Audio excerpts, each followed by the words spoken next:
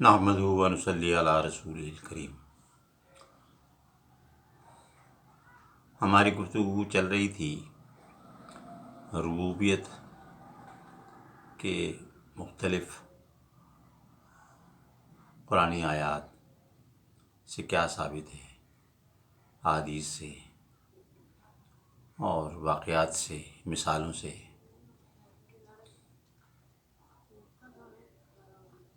اس کو غور سے سننا ہے، سمجھنا ہے اور اس کو زیادہ سے زیادہ پھیلانا ہے، شیئر کرنا ہے، فالو کرنا ہے ویڈیوز کو، اور دوسروں سے بھی کروانا ہے تاکہ یہ پیغام جو ہے وہ عام ہو جائے۔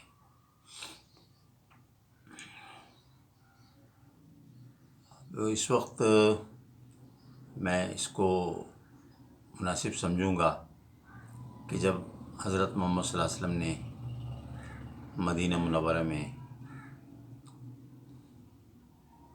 ایک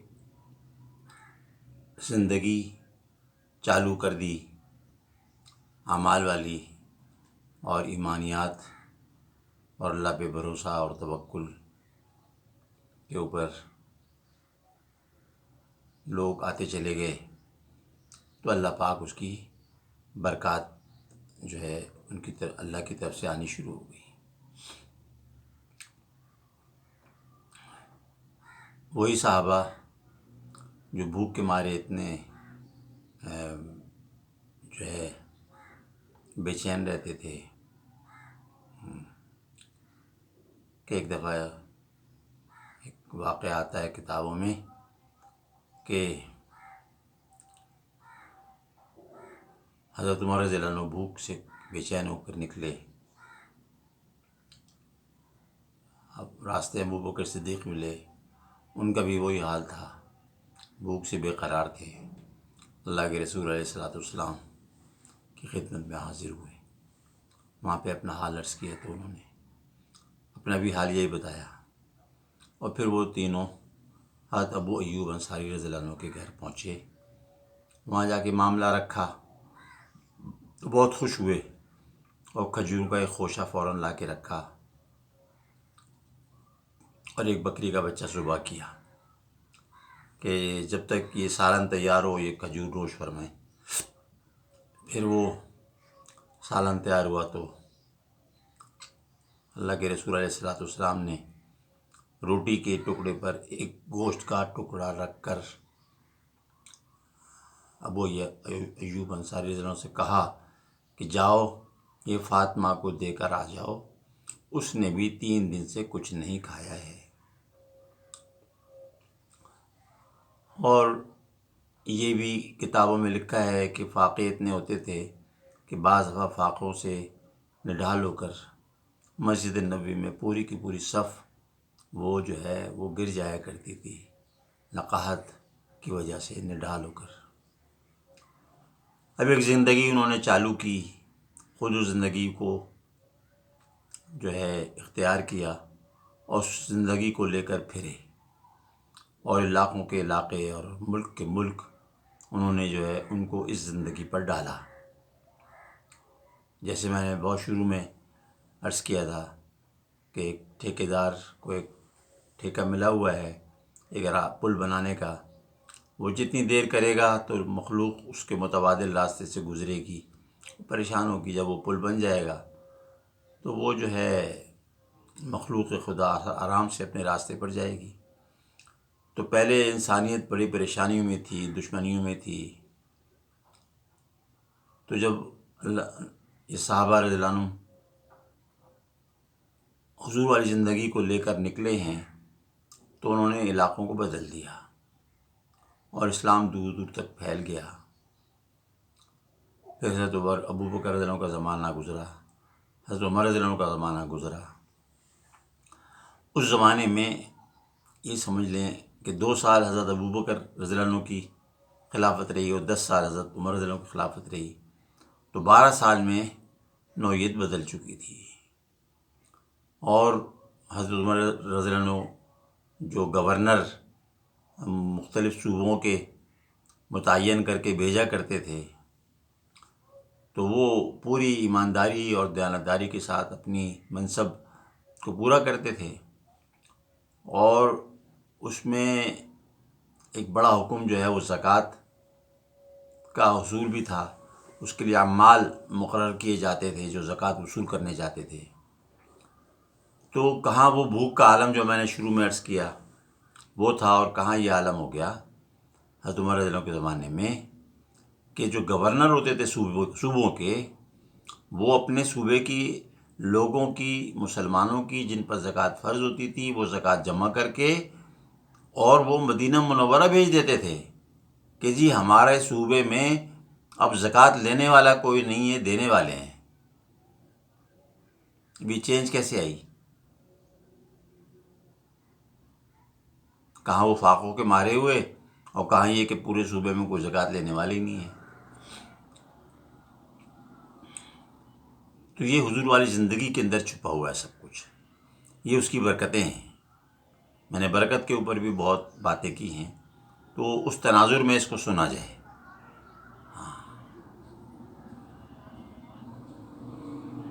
اور یہاں تک اللہ نے اتنا مال دیا، اتنا مال دیا کہ مال کے ڈھیر لگ جاتے تھے، کہ مال کے ایک طرف اگر کوئی صحابی کھڑا ہو تو دوسری طرف، ڈھیر کے دوسری طرف کھڑا ہوا صحابی اس کو نظر نہیں آتا تھا، اتنا مال کے ڈھیر لگ جاتے تھے۔ تو جب ایمان، عمل، تقوی، توکل والی زندگیاں گزرتی ہیں تو اللہ پاک پھر اپنی جو ہے خزانوں کے منہ کھول دیتے ہیں۔ پھر وہ اتنا دیتے ہیں کہ وہ انسان سنبھال نہیں سکتا۔ بعض ہم نے اپنے چونکہ زور بازو پر تکیہ کیا ہوا ہے، اپنی پڑھائیاں، اکیڈمکس، ڈگریاں، یا بڑے بڑے اپنے کاروبار، فیکٹریاں اور زمینداریں، اس پر ہم نے تکیہ کیا ہوا ہے، اور وہ جو بقول کسی نے کہا کہ رازق کو بھول گئے لوگ رزق کی تلاش میں۔ رزق میں ایسا لگے، رزق کمانے میں ایسا لگے کہ رازق کو ہی بھول گئے۔ جب رازق کو بھول گئے تو رازق کو کیا پڑی ہے کہ وہ اپنے خزانوں کے دروازے بے نیازوں پر کھولے۔ جو اللہ کی قدرت سے پلنے کے یقین اور اپنی اللہ کی قدرت سے پلنے کے جو ذرائع ہیں ان کو اختیار کرنے کی بجائے اپنے زور بازو پر، اپنی تدبیروں پر، ہنر پر، اپنے وسائل پر، اپنے اسباب دنیاوی پر تکیہ کرنے لگ جائیں اور رازق کو بھول جائیں، تو رازق کو کیا پڑی ہے کہ وہ اپنے خزانوں کے دروازے کھولے؟ تو ان کے لیے کھولتا ہے جو اللہ کے لیے اپنا سب لٹا دیتے ہیں، ان پہ اللہ نے کھولا۔ جو ایسا ایک غزوہ گزرا ہے، اس کا نام عربی میں کچھ ہے، مجھے یاد نہیں ہے، کہ صحابہ کے پاس چلنے کے لیے جوتے نہیں ہوتے تھے، اور چلتے چلتے پاؤں پہ چھالے پڑ جاتے تھے، تو اس پہ وہ پٹیاں باندھ کر جو ہے وہ سفر طے کرتے تھے۔ چنانچہ اس کو اس نام سے پکارا جاتا ہے کہ پٹیوں والے سفر سے متعلق اس کا کوئی نام عربی میں آتا ہے۔ تو انہوں نے اپنا سب کچھ لٹایا۔ تبوک کے موقع پر جو ہے بہت سخت گرمی کا زمانہ تھا، کھجوریں پکی ہوئی تھیں، صحابہ پہ قرضے چڑھے ہوئے تھے۔ وہ اس امید میں تھے کہ ابھی فصل اتریں گی کھجوروں کی تو ہم قرضے بھی ادا کر دیں گے اور اگلے سال کا کوئی بندوبست بھی ہو جائے گا۔ تو حکم ہوا کہ نکلو اللہ کے راستے میں۔ تو اپنے پکے پکائے کھجوروں کے باغ چھوڑ کر نکلے۔ تو جب اللہ کے لیے انہوں نے قربانیاں دیں تو اللہ نے ان پر یہ دروازے کھولے جو میں نے عرض کیا، کیونکہ پورے صوبے میں کوئی زکوٰۃ لینے والا نہیں ہوتا تھا، دینے والے ہوتے تھے۔ اور برکت صرف مال میں نہیں ہوتی، بلکہ بہت ساری چیزوں میں برکت، طاقت میں برکت آ جاتی ہے۔ ہاں، ایک موقع پر 60,000 کا لشکر تھا سامنے، مشورہ ہوا کہ کتنے لوگ مسلمانوں میں سے چلے جائیں۔ تو خالد رضی اللہ عنہ نے کہا مجھے اکیلے کو بھیج دے۔ خالد بن ولید رضی اللہ عنہ نے کہا مجھے اکیلے کو بھیج دے، میں کافی ہوں، کوئی میرے ساتھ اللہ، ان کے ساتھ اللہ نہیں ہے۔ چنانچہ مشورے سے پھر 60 آدمی ان کے ساتھ گئے، اور یہ آسمان و زمین نے یہ نقشہ دیکھا کہ یہ 60 جو تھے کاٹ رہے تھے، وہ 60,000 کٹ رہے تھے، اور مسلمانوں کو فتح ملی۔ تو یہ طاقت میں برکت آ گئی۔ اسی طرح وسائل جو انسانوں کے پاس ہم لوگ استعمال کرتے ہیں اس میں برکت آ جاتی ہے. جیسے میں نے جابر رضی اللہ عنہ کا واقعہ سنایا تھا، سالن میں برکت ہو گئی تھی. اسی طرح سعد بن ابی وقاص رضی اللہ عنہ ایک غزوے میں پہنچے عراق، بیچ میں دریا آ گیا، دریائے دجلہ. اب اس کی طرف دوسری طرف جانا تھا، پانی تھا اور زوروں پر تھا. ان کے پاس گھوڑے تھے، تو انہوں نے اپنا کوئی جو بھی اللہ نے ان کو فراست دی تھی اور جو انہوں نے اپنا اس کو بروئے کار لاتے ہوئے اگلے دن حکم دیا اور گھوڑوں سمیت پورے لشکر کو دجلہ پہ دوڑوا دیا. چنانچہ وہ سارا کا سارا 12,000 کا لشکر تھا، وہ اس حالت میں دوسرے کنارے پر پہنچے دریائے دجلہ کے کہ کسی کے گھوڑے کا جو سم ہوتا ہے وہ تک گیلا نہیں ہوا تھا. یہ برکت ہے. اسی کے تقابل میں ابھی پچھلے کچھ عرصے پہلے ایک آرٹیکل پڑھنے کا موقع ملا کہ امریکن فوج نے ایک ایسی ٹیکنالوجی جو ہے ایجاد کی ہے، $1.3 ملین اس پہ خرچہ آتا ہے، اور وہ ٹیکنالوجی کے ذریعے وہ کسی بھی دریا پر اور نہر پر اور کسی بھی اس طرح دلدلی علاقے میں وہ پل بنا سکتے ہیں جو چند منٹوں میں تیار ہو جائے گا. لیکن $1.3 ملین کا مطلب $13 لاکھ اس کو 280 سے ضرب دیتے ہیں. اتنا خرچہ. اور مسلمانوں کے پاس کیا تھا؟ انہوں نے اللہ پہ توکل کیا اور تکبیر پڑھتے ہوئے گھوڑوں کو دریا میں ڈال دیا اور گھوڑوں کے پاؤں بھی گیلے نہیں ہوئے. تو یہ جو اللہ کی، جو بار بار عرض کر رہا ہوں کہ اللہ کی قدرت سے براہ راست فائدہ اٹھانا، اللہ کے خزانوں کے دروازوں کو اپنے لیے کھلوا لینا، یہ رخ ہمارے یہاں سے ختم ہو کے رہ گیا.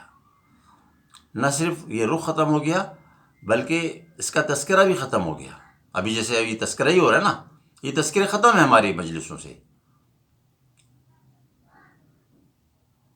اور اس کی فکر، یہ اس کا غم بھی ہمیں نہیں رہا کہ یہ ہم سے یہ چیز کھو گئی ہے. وہ جو شعر ہے، وائے افسوس کے متائے کارواں جاتا رہا، کارواں کے دل سے احساس زیاں جاتا رہا.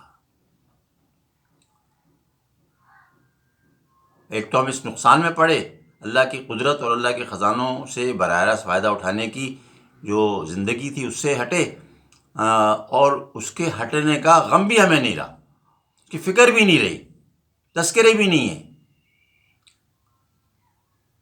اس لیے جو ہے ان باتوں کو کہا جا رہا ہے، سنا جا رہا ہے کہ ہم اس زندگی پر آئیں انشاءاللہ تعالیٰ. یہ بھی ہمارے جو قسطیں چل رہی ہیں ربوبیت کی، جب اس کا آخر آئے گا ابھی اگلی 2-3 قسطوں کے بعد، تو انشاءاللہ ہم آپ کو وہ اعمال بتائیں گے، وہ اذکار بتائیں گے، وہ آپ کو عقائد بتائیں گے، وہ اندرونی کیفیات اور جذبات تقوی کی اور توکل کی آپ کو بتائیں گے کہ جس کے ذریعے سے ہم براہ راست اللہ کی ذات عالی سے کی قدرت سے فائدہ اٹھا سکتے ہیں اور اللہ کے خزانوں کے دروازوں کو اپنے لیے کھلوا سکتے ہیں. اس کا یہ ہم آپ کو بتائیں گے، اور اس کو خود بھی اپنے پاس نوٹ کریں گے آپ لوگ، اور اس کو خود بھی عمل پیرا ہوں گے اور اس کو پھیلائیں گے زیادہ سے زیادہ، کہ ہم اکیلے کیوں فائدہ اٹھانے والے بنے اللہ کی قدرت سے، اللہ کے خزانوں سے، بلکہ جتنے لوگ ہمارے کانٹیکٹ میں آ سکتے ہیں، جہاں جہاں تک ہماری رسائی ہو سکتی ہے، ہم سب کو بتائیں گے، ہم سب میں پھیلائیں گے یہ بات کہ ہمیں بنایا اللہ نے ہے، اللہ پالنے والے ہمیں اللہ ہیں، اللہ کے پاس واپس جانا ہے، تو ہم اللہ سے دور کیوں ہو گئے بھائی؟ ہمیں تو اللہ کے قریب رہنا چاہیے، اور اللہ تعالیٰ خود اس کو چاہتے ہیں. جو قرآن میں وہ ایک آیت ہے، اذا سألک عبادی عنی فإنی قریب اجیب دعوت الداع اذا دعان فلیستجیبوا لی ولیؤمنوا بی، کہ میرے بندے میرے بارے میں سوال کرتے ہیں، آپ انہیں بتا دیجئے کہ میں بہت قریب ہوں، انی قریب، اور ہر پکارنے والے کی پکار کو سنتا ہوں جب وہ مجھے پکارے،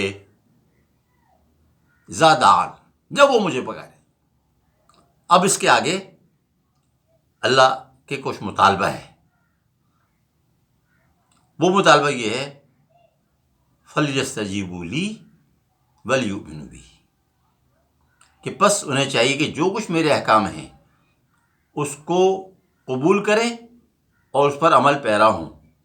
اور وَلْيُؤْمِنُوا بِي میں یہ مطالبہ ہے کہ اس پر بھروسہ بھی رکھیں میرے اوپر کہ میں جو کہہ رہا ہوں وہ واقعی میں ان اللہ لا یخلف الميعاد، اللہ پاک اپنے وعدوں سے پھرنے والے نہیں ہیں. ہم تو ایسے ہیں کہ ہم تو وعدہ کر کے پھر بھی جاتے ہیں، کمٹمنٹس کو ڈس آنر بھی کر دیتے ہیں. اللہ کو کیا ضرورت ہے اپنے وعدے سے پھرنے کی؟ اس لیے جو ہے اللہ سے دعا بھی کریں اپنے لیے بھی، میرے لیے بھی، اور ساری امت مسلمہ کے لیے، کہ ہم اللہ سے جڑ جائیں اور اللہ کی طرف سے جو ربوبیت کا نظام چل رہا ہے اس کو اپنے حق میں براہ راست کرنے والے بن جائیں، اور اس کی طرف سے ہم ہر طرح سے ہر معاملے میں، مال میں، جان میں، چیزوں میں، وسائل میں، طاقت میں، استعدادوں میں، سمجھداری میں، ہر چیز میں برکت مانگے اللہ سے کہ اللہ تو اس میں برکت ڈال دے. وآخر دعوانا ان الحمد للہ رب العالمین.